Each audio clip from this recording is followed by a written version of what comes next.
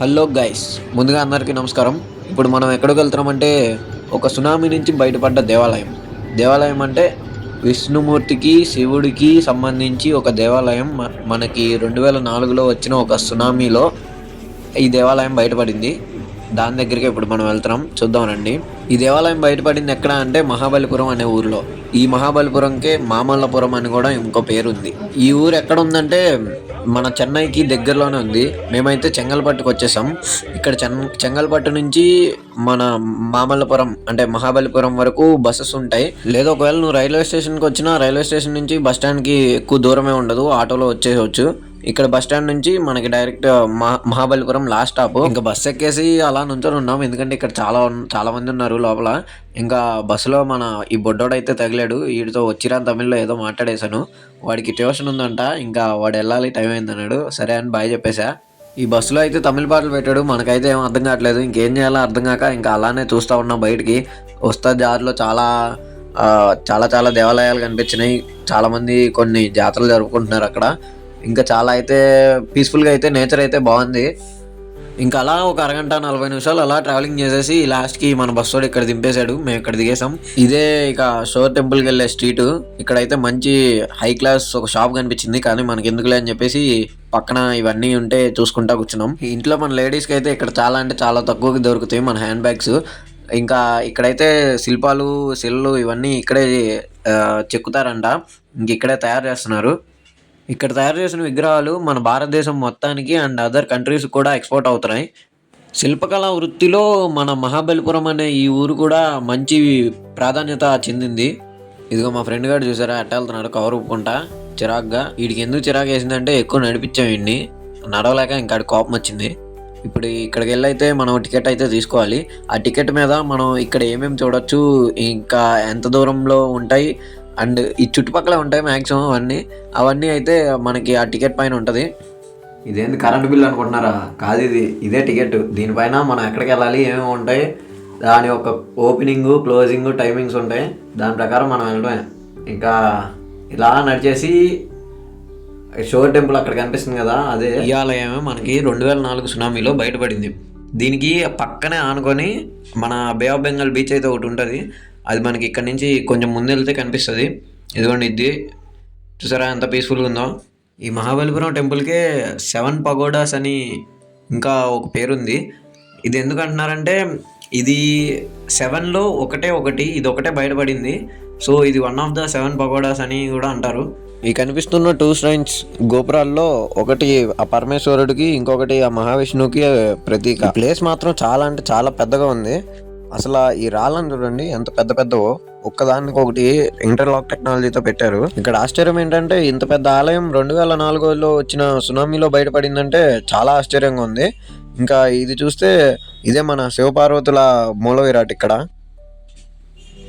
చూడండి, కొంచెం జూమ్ చేస్తున్నా అంటే బయట నుంచి దూరం నుంచి కనిపించదు. ఈ పరమేశ్వరుడి మూల విరాట్ని హిరణ్యకశిపుని సంహారం తర్వాత రాజ్యం ప్రహ్లాదుడికి వచ్చింది. ఆ ప్రహ్లాదుడి యొక్క ముని మనవలు ఈ పరమేశ్వరుడి విగ్రహాన్ని ఇక్కడ ప్రతిష్ఠించారు. అయితే ఇప్పుడు మనం దీని చుట్టూతో ఒకసారి వెళ్ళి చూసేసి వద్దాం రండి. ఒక రకంగా చెప్పాలంటే ఈ ఆలయం సముద్రంలో ఉండటం వల్ల దీనికి ఇంకా కొంచెం ప్రొటెక్షన్ ఎక్కువే అయింది. నేను ఇలా తిరుగుతుంటే ఇక్కడ మన వాళ్ళు స్కూల్ పిల్లలు ట్రిప్కి వచ్చినట్టున్నారు, స్కూల్ క్యాంపు. వీళ్ళకి చూడండి, ఇంత చిన్నప్పుడే ఇలాంటి ప్రదేశాలను చూపిస్తున్నారు. వీళ్ళకి ఎంత విజ్ఞానం వస్తుందో మీరే ఆలోచించండి. ఇలా చిన్నప్పుడు చూస్తేనే కదా మనకి తెలిసేది. ఇంకా వీళ్ళైతే వాళ్ళ స్కూల్ పేరు అవన్నీ అడిగాను. ఇంకా వీళ్ళంతా 4th 5th క్లాస్ వాళ్ళు. ఇంకా అలా వాళ్ళకి బాగా చెప్పేశాను. ఇలా చిన్నప్పుడు ఇలాంటి ప్లేసెస్ని చూపించి వీటి యొక్క స్థల పురాణాలు ఇవన్నీ వాటి గురించి చెప్తేనే కదా మన ధర్మం గొప్పతనం వాటి గురించి తెలిసేది వాళ్ళకి. ఏం లేదు గైస్, మా ఫ్రెండ్స్ నాన్ వెజ్ లాగా ఉన్నవారా అంటే ఊరికి అట్లా వీడియో తీసుకున్నా. నిజంగా అట్టాను ఉంటే కింద నాన్ వెజ్ అని ట్యాగ్ చేయండి అన్నని. అన్న వరకు వీడియో వెళ్ళే వరకు చూడండి. ఇలాంటి ఆలయాల మీద కూడా అన్న వీడియోస్ చేయాలని అనుకుంటున్నాను. ఈ మ్యాప్లో అయితే మనకి చక్కగా ఇక్కడ కనిపిస్తుంది. యునెస్కో వాళ్ళు మన ఇండియాలో 32 వరల్డ్ హెరిటేజ్ సైట్స్ని అలా చూపించారు. ఆ 32 హెరిటేజ్ సైట్స్లో ఇది ఒక 1 of the 32 cultural heritage sites. అలా టెంపుల్ చూసేసి ఇక్కడ బీచ్ దగ్గరికి వచ్చాను. ఇంకా ఇక్కడైతే చాలా పీస్ఫుల్గా ఉంది. ఇలా సముద్రంలో అలలు ఎగిసి పడుతూ ఉన్నట్టే మన జీవితంలో కూడా పరిస్థితులు పైకి లెగిసి పడతా ఉంటాయి. మనం వాటిని సరిదిద్దుకొని ఓవర్కమ్ చేసి వాటిని అలా దాటేయాలి. ఈ ప్లేస్ ఇంత ప్రశాంతంగా ఉందని నేను కూడా ఒక వీడియో తీసేసుకున్నాను సముద్రంతో, ఊరికే అలా సరదాగా. అయితే ఇక్కడ చాలాసేపు వెయిట్ చేసి ఈ స్లో మోషన్ వీడియో తీశాను. అంటే చాలాసేపు ఎందుకన్నా అంటే ఈ అలలు అంత ఎత్తు అంత ముందు రాలేదు, వచ్చేదాకా వెయిట్ చేసి తీశాను. దీనికి ఏదన్నా ఒక సజెషన్ ఇవ్వండి, ఒక మ్యూజిక్ కోసం ఒక షార్ట్లో పెట్టేద్దాం. ఇంక ఇలా బయటకు వచ్చేస్తే ఇక్కడ ఒక ఆలయం ఉంది. ఇక్కడ ఏంటిదా అని చూద్దామని లోపలికి వెళ్ళాను. ఈ ఆలయం కూడా అయితే చాలా పెద్దగా ఉంది. ఇది విష్ణుమూర్తి ఆలయం. ఈ ఆలయం చూసేసి అయితే బయటకు వచ్చాను. ఇంక ఇక్కడ చాలా ప్లేసెస్ ఉన్నాయి, అంటే హిస్టారికల్ సైట్స్ కొన్ని ఉన్నాయి, ప్లేసెస్ స్పాట్స్. వాటిని ఇప్పుడు చూద్దాం రండి. ఇక్కడ చూడండి, కార్వింగ్స్ చూడండి ఎంత అద్భుతంగా ఉంటాయో. ప్రతిదీ ఎంత క్లియర్గా చెక్కు ఉంటారు ఇక్కడ. ఆ ఏనుగులు చూడండి. ఇంకా చూసేసి పక్కకు వస్తే ఇక్కడ చాలా బ్యూటిఫుల్గా ఒక ప్లేస్ అయితే కనిపించింది. ఏంటా అని చూస్తే దీనికి కూడా ఒక టికెట్ తీసుకోవాలి, చిన్నది, ఒక 20 రూపీస్ అలా ఉంటుంది. అది చూసేసి ఇదైతే మ్యూజియం అనమాట. దీనిలో హార్బర్కి సంబంధించి లేదు, ఇక్కడ లైట్ హౌస్ ఉంటుంది, లైట్ హౌస్ పక్కన ఉంది, చూద్దాం. దీనిలో షిప్స్కి అంటే ఓల్డ్ టైంలో అంటే పాతకాలంలో ఉన్న షిప్స్ వాటిని ఎలా ఉపయోగించారు దాన్నంతా ఇక్కడ చూపించారు. సో ఇదైతే ఏంటో నాకు తెలీదు, షిప్స్లో వాడతారనుకుంటా. ఇది చాలా పెద్దగా ఉంది, ఓల్డ్ది. ఇంకా దీన్ని అలా చూసేసి దీని నుంచి ఇలా పక్కకు వస్తే చాలా షిప్స్ అయితే కనిపించినాయి పాతవి. ఆ షిప్స్లో వాడే వస్తువులు, ఆ థింగ్స్, ఆ సిలిండర్స్. ఇదిగోండి, ఇదైతే ఇక్కడ వ్యూ, ఒక మినియేచర్ చేశారు. ఇదిగోండి ఈ సిలిండర్స్, ఆక్సిజన్ సిలిండర్స్ లేదా ఆ షిప్లో సంబంధించినవి. ఇదిగోండి వాళ్ళు వాడినవి, పాతకాలంలో వాళ్ళు వాడినవి. ఇవేంటో మనకి తెలియటానికి వాళ్ళు ఇక్కడ కింద వాటి పేర్లు కూడా పెట్టారు. ఇంకా వీటిని ఇలా చూసేసి వద్దాం రండి ఒకసారి.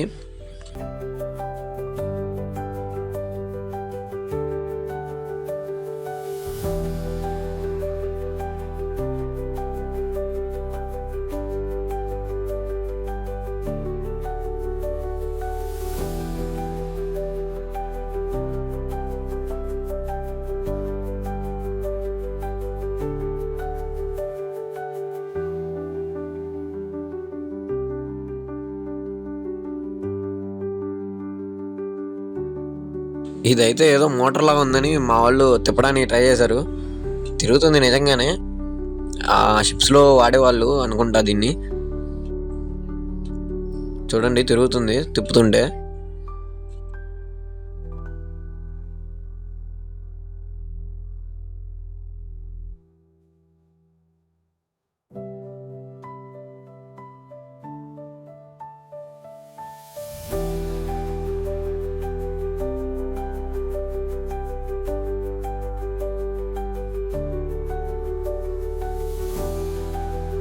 ఇంకా ఇక్కడ చూస్తే తమిళనాడులో ఉన్న పోర్ట్లన్నీ అయితే ఇక్కడ మార్క్ చేసి పెట్టారు ఈ మ్యాప్లో. అయితే ఈ బిల్డింగ్ చూడగానే, ఈ బయటికి రాగానే ఇక్కడ పక్కన ఇంకో మ్యూజియం ఉంది. ఈ మ్యూజియం వచ్చేసి మారిటైమ్ మ్యూజియం అంట. ఇక దీనిలో అయితే షిప్పులకు సంబంధించి రకరకాల బోట్లు, అంటే బోట్ నుంచి షిప్ వరకు ఎవాల్వ్ అయిన విధానం, అవన్నీ అయితే ఇక్కడ చాలా బాగా చూపించారు. అది ఇప్పుడు చూద్దాం రండి. లోపలికి వెళ్తున్నాం. ఈ లోపలికి వెళ్ళగానే మనకి ఇక్కడ బోట్లు ఉంటాయి. ఇదిగోండి, ఫస్ట్ నాకు తెలిసి ఇదే స్టార్ట్ అయింది, ఇలా ఎవాల్వ్ అయినాయి ఆ బోట్ నుంచి షిప్పులు. ఈ షిప్లో వాడేవి ఇలాంటివి. ఇదిగోండి వాళ్ళు వాడినవి ఇలా మ్యూజియంలో ఇలా పెట్టేశారు. తర్వాత ఇలాంటివి వచ్చినాయి అని. ఇదిగోండి తర్వాత పెద్ద షిప్లు వచ్చేసాయి ఇంకా తర్వాత నుంచి. ఇలా వీటిని కూడా ఒకసారి అలా చూసేసి వద్దాం రండి.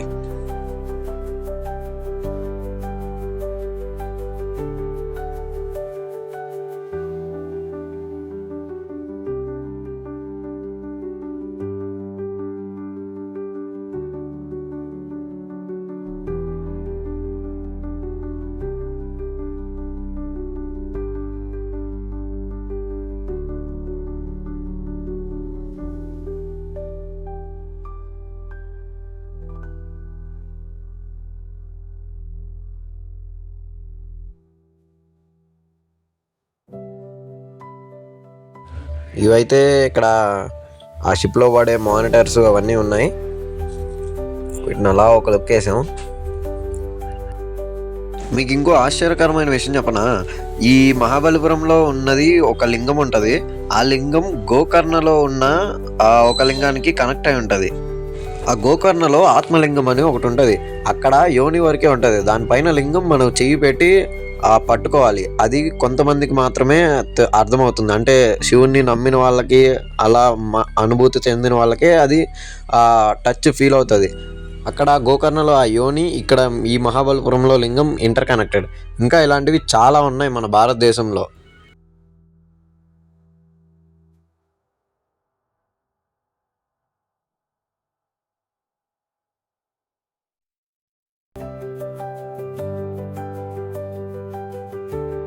ఇక్కడైతే పెద్ద సబ్మెరైన్ మినియేచర్లు అయితే కనిపించినాయి చూడండి.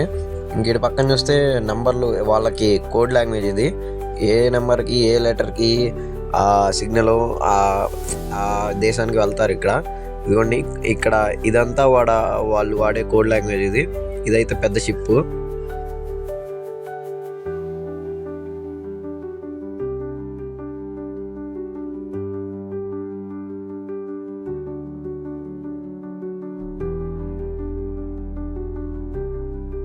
ఇంక ఇటు పక్కన చూసేస్తే మన ఇండియా మ్యాప్లో మన వాళ్ళు ఎటు నుంచి ఎటు వెళ్ళారు, మన దేశానికి వేరే దేశం వాళ్ళు ఎలా వచ్చారు, ఇంకా సీ రూట్స్ అయితే ఇక్కడ క్లియర్గా అయితే ఇక్కడ పెట్టారు. ఇంకిటు ఈ షిప్లన్నీ చూసినాక ఇటు పక్కన కొన్ని సిగ్నల్స్ ఉన్నాయి. ఇవన్నీ వాళ్ళకి కోడ్ లాంగ్వేజెస్, వాళ్ళు గైడ్ చేసుకునే రూల్స్ అవన్నీ ఉంటాయి. మా వాళ్ళు చూడండి, దీన్ని పట్టుకొని పైరట్స్ ఆఫ్ కరేబియన్లో జాక్ లాగా తెగ తిప్పేస్తున్నారు ఏదో ఫోటోల కోసం. అబ్బా పోజు మామూలుగా లేదయా. సూపరు, అట్టనే ఒకసారి లెఫ్ట్ గిరి, అది సూపరు. ఇంకలా అక్కడి నుంచి బయటకు వచ్చేసి లోపలికి వస్తే ఇక్కడ నుంచి లైట్ హౌస్కి వెళ్ళే దారి అయితే ఉంది. ఇదిగోండి, ఇక్కడ బోర్డు పెట్టారు కదా. ఇక్కడైతే కొంతమంది చిన్న చిన్నగా షాప్స్ అయితే పెట్టారు. ఇక్కడ కీచైన్స్ పైన నేమ్స్ రాయటం, అలాగే బియ్యపు గింజ పైన మన నేమ్స్ రాయటం అలాంటివన్నీ పెట్టారు అక్కడ. ఇలా కొంచెం ముందుకు వచ్చేసి ఇక్కడికి వస్తే లైట్ హౌస్. దీనికి కూడా ఒక చిన్న టికెట్ తీసుకోవాలి. అది ఒక 20 రూపీస్ 30 రూపీస్ అలా ఉంటుంది. ఇక తీసుకొని నడిచి మా వల్ల అయితే కాక ఇంకా తప్పగా ఎక్కుతున్నాం, చూడాలి కాబట్టి అన్నీ.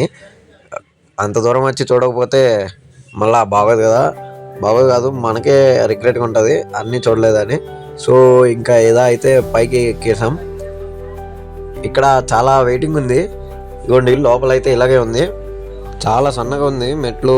ఈ దారి అయితే ఒకళ్ళైతేనే వెళ్ళగలరు, ప్యారలల్గా అయితే వెళ్ళలేం. ఇక్కడి నుంచి వ్యూ చూస్తే అయితే చాలా అంటే చాలా బాగుంది. దూరంగా మొత్తం చాలా పెద్ద కనిపిస్తున్నాయి. ఇదైతే లైట్ హౌస్లో పైన లైట్ వేయడానికి ఒక మిషన్, ఇది తిరుగుతుంది అటు ఇటు. అది నైట్ టైం వేస్తారంట. ఇంక పైకి వచ్చేసి అలా ఒక చుట్టూతో ఒక లుక్ వేస్తాం. వ్యూ అయితే అద్దిరిపోయింది, సూపర్గా ఉంది అసలు.